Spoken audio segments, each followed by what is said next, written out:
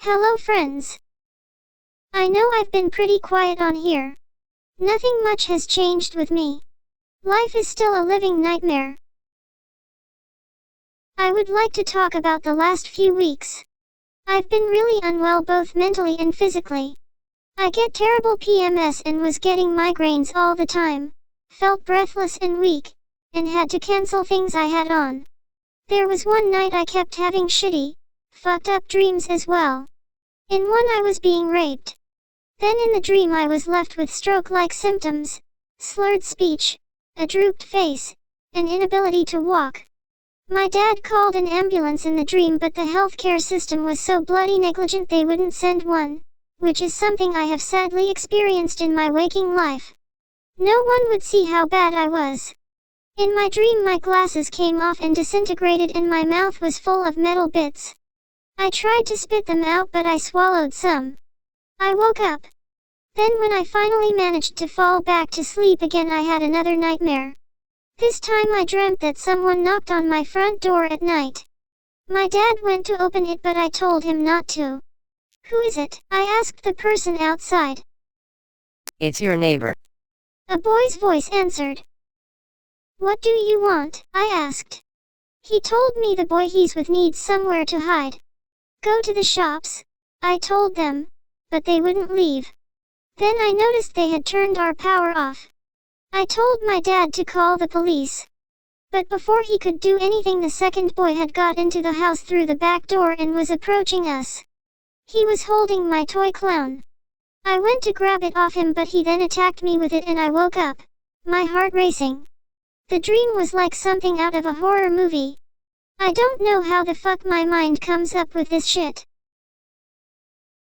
My emotions and sensitivity also seemed to be heightened. On Facebook a petition came up on my feed about factory farming. Through selective breeding and God knows what else they do to them, chickens are made to be big within 6 weeks, which is unnaturally fast, just so they can keep up with the demand for chicken meat. This rapid growth impacts their hearts and lungs. They struggle to breathe and eventually are unable to walk either. They are also kept in crowded indoor pens which get no natural light. They get more room in an oven once they are dead. They have to breathe in feces and ammonia. Eating chicken is terrible for the chickens, for the planet and for people. I believe that Domino's is the only fast food restaurant in Australia who has signed the Better Chicken Pledge. I am already vegan and used to look after chickens on a farm. They are social beings with thoughts, emotions, personalities, and spirit. They have the capacity for self-control. They have a special spot in my heart. I was so angry at all the people who feed into their suffering that I felt like I couldn't be friends with anyone who eats meat. I felt like writing a post on Facebook telling people who eat meat that they are selfish and unkind, and if they're still going to eat chicken after hearing the truth about the animal industry then they can unfriend me. We don't live in fucking tribes anymore. There's no need for us to continue eating meat. It was only a few decades ago that Aboriginal people were considered animals. Now it is time for animals and trees to be considered sentient beings, not commodities. I still feel very strongly about this, even though I am no longer in PMS. I'm sorry if this offends my viewers, but I don't know how someone can be an empathetic person and love animals when they contribute to their suffering by eating factory farm meat. It saddens me that I only have 2 friends who are vegetarian or vegan. I have met the majority of my friends in mental health and neurodivergent groups, and I'm sick of mental health being all that I have in common with people. It has come to define my life. I want to make new friends who value and care about the same things as me, and who will take a stand against this horrible industry by not eating meat. I am realizing I am so much more than my mental health issues. When I got my period, my physical issues got a bit better, but my mental health remained terrible and I continued to feel incredibly angry. I felt motivated to change my life and get into some better patterns. I haven't been on Facebook for a while as I need a break from it. People probably think I'm dead, as the last post I wrote was saying I want to fucking kill myself. I want to go to bed earlier and wake up earlier, but that is even more difficult. One night I was up all night pacing around the house in a fit of rage, then blasting music as I bopped, danced, and sung along. I think I became a bit hypomanic. Music sounds like bliss in this state, both sad songs and happy. I listened to everything from Sad Song by We the Kings, to Lollipop, Candyman, by Aqua. I wept to the song May I, by Trading Yesterday, but in a good way. I felt everything so deeply, I couldn't get enough of it, and started playing multiple songs at once. I fell asleep around sunrise, but then when I woke up I felt depressed as shit, like I was hungover. I don't even drink alcohol, my mind just goes into party mode at night and then I crash the next day. I went into hibernation, staying away from social media and not returning people's texts. There was one night I was stressed out so I left my house and walked until I found myself a long way from my house. It was past midnight and I turned back and started heading home. I then heard a male's voice behind me saying, "Hey." As though I had done something wrong by walking at night. It freaked me out and I started thinking he was following me. I managed to get home safely. I think I was hearing things. I am terrified of people, which is why I like coming out at night when everyone is asleep, but I do get scared about running into someone else in the dark. Noises sound like voices. Trees in the distance look like shadowy figures. The next day I went with a friend who is homeless to look at a house, even though I was feeling so low. We then went to a park and sat by the lake. I wasn't expecting to swim, but it was a sunny day and the water wasn't too cold. So I took my clothes off leaving only my underwear on and got in the lake. A few people gave me strange looks as nobody ever swims in this lake, but I was going to live life to the fullest. Somehow my friend and I got onto the topic of lizards. I told my friend that when I was a kid I had 3 pet skink lizards. One hot day I forgot to fill their water tray and they died. It is something that haunts me to this day. My friend said he'd seen worse. He said when he was younger there was a lizard in his house. He was scared of the lizard, so his mom killed it with fly spray. I was so distressed to hear this, and couldn't get the horrible image of this poor lizard dying a slow, painful death out of my head. When I got home I had a shower and then went to bed early. I didn't even have it in me to put my pajamas on. I usually sit on the computer during the evening, but I feel it has become an unhealthy thing in my life so have been trying to abstain from it. But this left me with nothing to distract myself with, and as I lay there all these awful feelings which I'd been trying to avoid hit me. I couldn't stop thinking about the poor lizards and all the animals suffering in this world. I also felt touch-starved. I don't think I was properly touched since I was a child, if ever. I really don't remember. I think I had been disassociating from the painful deprivation, but that night it hit me hard. I'm 31 and have never had a partner and I've only really been touched by abusive people. I'm sure anyone in my situation would be feeling the same. It made me want to cry and feel like I was going to die even. I don't think that is an exaggeration as I've heard of research which shows this can reduce your life expectancy as much as being a heavy smoker. On top of all the pain I was in, my nervous system feels like it's on steroids. My head buzzes, my ears ring, my pulse pounds. It is torture. So I decided that would be the night I would end it all. I didn't want to suffer anymore. I didn't want to be in a world where no one else gives a shit about animals and the planet. I was about to pack my tent and other things I've slowly been accumulating for a proper suicide attempt and drive to a park where I would put an end to this once and for all. I don't know why, but I decided to call Lifeline. They then sent the cops to my house again. I knew the drill. I threw a few basic things in my bag which I would need at hospital, locked the doors so they wouldn't wake my dad up again, and met them outside. One of the cops said he'd been to my house 3 times before and I seemed pretty baseline. It was as though they no longer took me seriously anymore. Yes, it's the same shit. It never fucking ends. I told them I should just kill myself. It would be good for me and good for you, as then you won't have to bother with me anymore. The cops insisted on waking my dad up. I didn't want them to drag him into this and started getting really agitated. You just want to dump the problem on my dad, I told them, but they said that wasn't what they intended to do.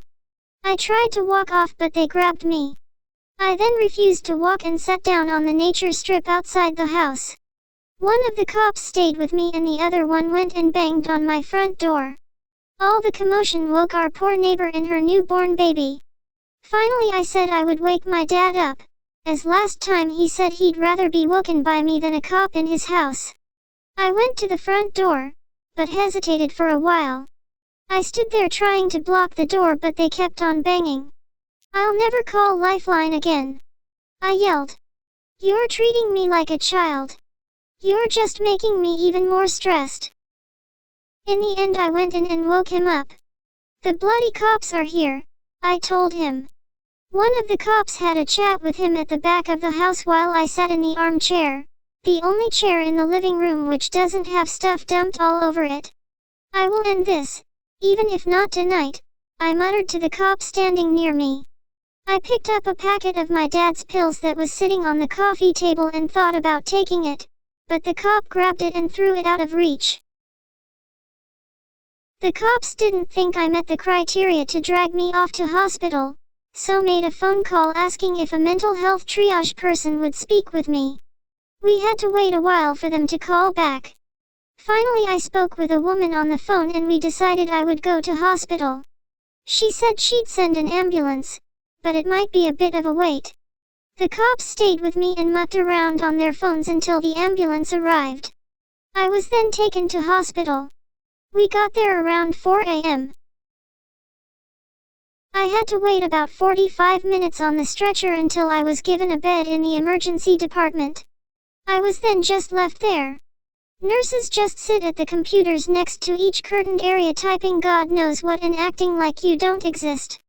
I just wanted to sleep, and asked the nurse for some temazepam. She said she'd organize that but never did, and I got no sleep at all that night. I was getting a buzzing sensation in other parts of my body, probably from such a stressful evening. At the crack of dawn all the bright lights come on and the emergency department becomes even noisier. I was sleep deprived, distressed and in pain. All of a sudden, at around 8 a.m., I came out of my curtained area and started screaming. Not angry screams but screams of despair. I can't remember everything I said, but I was going on about how I couldn't take all the suffering in the world. Why, I kept on repeating. Suddenly the mental health triage lady appeared. The nurses got me back onto my bed and gave me some diazepam and an olanzapine wafer. I didn't want to take the wafer as it is full of nasty chemicals, but I took the diazepam. I lay face down on my bed and cried. I was losing my ability to talk. Most mental health triage people seem to have no understanding of dissociation. She kept pressuring me to face her and respond, but I couldn't form a sentence. She then told me she was going to come back later when I was calmer. By this point I no longer gave a fuck about the scene I was causing or how bizarre I was presenting. I empathized so much with the lizard my friend's mom had killed that I felt like I was the lizard.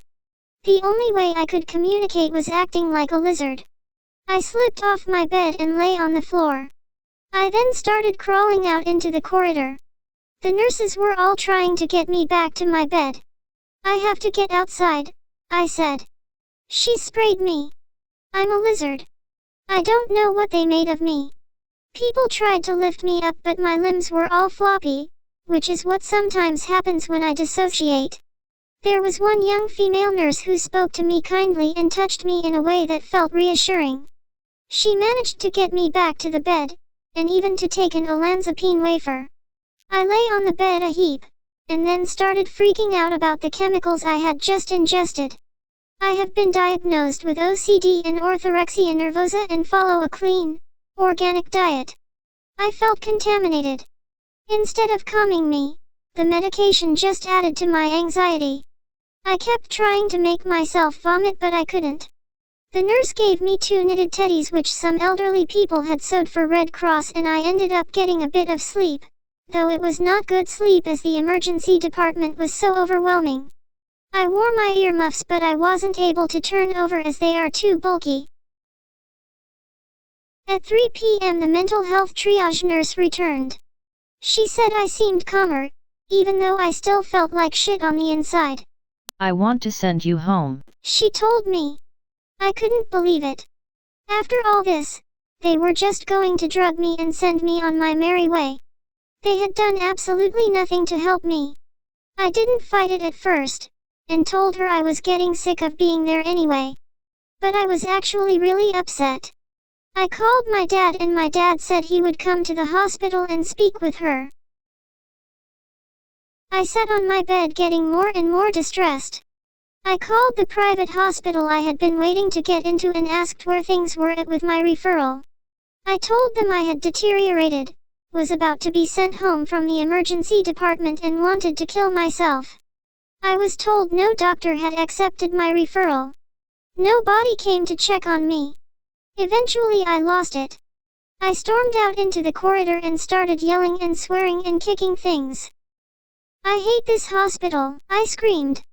I hate the psych department and the way you treat psych patients. I can't remember what else I said.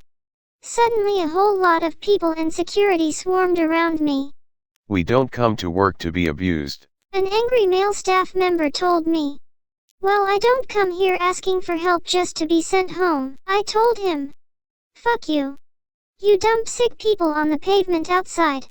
If I kill myself, it's on you. He didn't know the meaning of the word abuse. I have seen and experienced some things in my life that most people probably couldn't even imagine. A young girl getting angry about being discriminated against and rejected by a place that is meant to help her is far from abusive. As poet Callan Dion writes, someone begging for their humanity to be acknowledged can sound an awful lot like rage. We will not tolerate this behavior, another staff member said. You're disturbing the other patients who have had heart attacks. Another woman instructed security to escort me out of the hospital. I felt like I was being treated like a criminal, rather than a distressed, vulnerable patient. But then the mental health triage lady came and said she wanted to talk to me. We went back to my bed and she told me that she had spoken with my dad and arranged a 48-hour admission for me. You will have to accept whatever bed comes up, and it will be for 48 hours only, including the time you've spent in the emergency department today, she said sternly. I will not tolerate this behavior and property damage. No matter what your diagnosis, it is unacceptable. Are you listening? I was crying and said I was very sorry. It was a moment that I am not proud of. I didn't need to take out my anger on the emergency department nurses, as they weren't the ones deciding whether to give me an admission or not, and some of them had been very kind to me. I'm still not entirely sure just how angry and threatening I was, as I was very out of it. I have a graze on my foot, which I must have got kicking something. But I'm pretty sure I didn't break anything. I still have a bad aftertaste from it all. I haven't felt so much hatred and contempt from people in a long time. I was drugged up with olanzapine as well as 10 milligrams of diazepam. The mental health nurse demanded that I take the meds, showing no warmth. I held my hand out like I was a naughty child about to be whipped, and she put 4 pills into my hand. I no longer felt cared for there. The medication left me pretty sedated, and once I was given a room in the psych ward, all I could do was lie in bed a heap. The nurse kept coming and asking for signatures and various things, which was super annoying given how sedated I was. I was lucky to have got a quiet, private room which was not next to the common area, a road, or the basketball court. It was still noisy though. A woman would sit outside my bedroom swearing and complaining all day long. Apparently her toilet was blocked, and was full of her and her roommate's shit, which was making the room reek. The hospital wouldn't fix it as it was a Saturday. I'm sure they could have found an emergency plumber, but I guess they don't want to spend the extra money on a psych patient. That's how we're treated, like shit. I heard a lot of chatter outside my room, and patients also blasted music. They swore and raged all the time and was not treated like I was treated when I expressed my anger in the emergency department. I just lay in bed most of the time as I had nothing to entertain myself with. Sometimes I would drift off, then get confused about where I was. I preferred to stay in my room as I hated being around other patients. I went to the nurse's station one evening to collect my laptop and 2 male patients came up to me.